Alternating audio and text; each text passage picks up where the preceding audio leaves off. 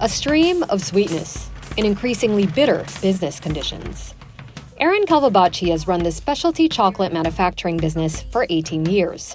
But the prospect of tariffs forcing her to pay more to make her products has her worried for the future. Her chocolate? From the Ivory Coast. Her molding cups? From Italy. Her packaging? From China. Tariffs hurt because it is a punishment.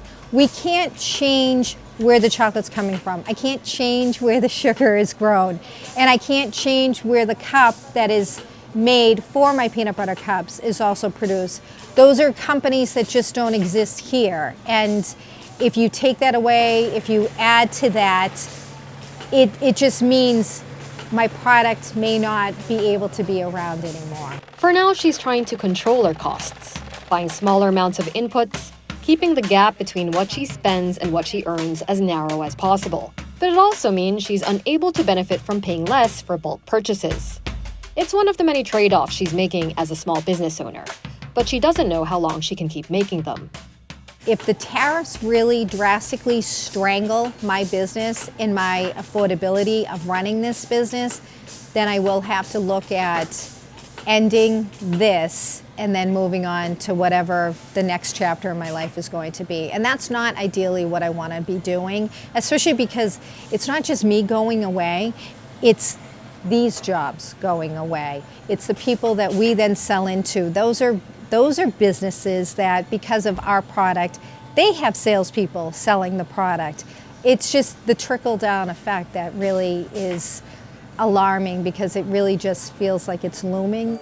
Just like Erin Calvabacci's operation, 99.9% of businesses in America are small businesses. Collectively, they employ nearly 46% of American workers and make up nearly 44% of economic output. But some proprietors say tariffs would just be the latest in a series of stumbling blocks they've already had to overcome.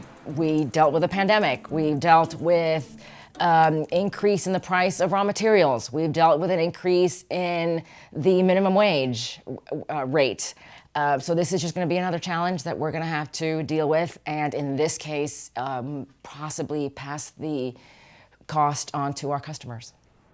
Marian Horniak owns a kitchenware shop, sourcing her products from around the world too. She worries that even just talk of tariffs could be enough to keep customers away. I just think the threat of imposing the tariffs is just so knee-jerk. It's kind of fear-mongering because whether it happens or not, it's already been presented as a possibility. And some people take that as, it's definitely going to happen. Whether it is or not, people are already, fearing it. And that can have an effect on our bottom line. They're like, I'm not going to go buy anything because of these tariffs, when in reality it hasn't even been imposed yet. So I think it's already a thing, even though it's not a thing. If or when tariffs materialize, what will they be applied to and by how much? The so far unanswered question is making it difficult for small businesses to prepare themselves.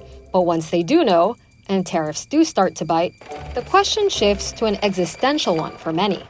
It's whether they would be able to survive, and at what cost.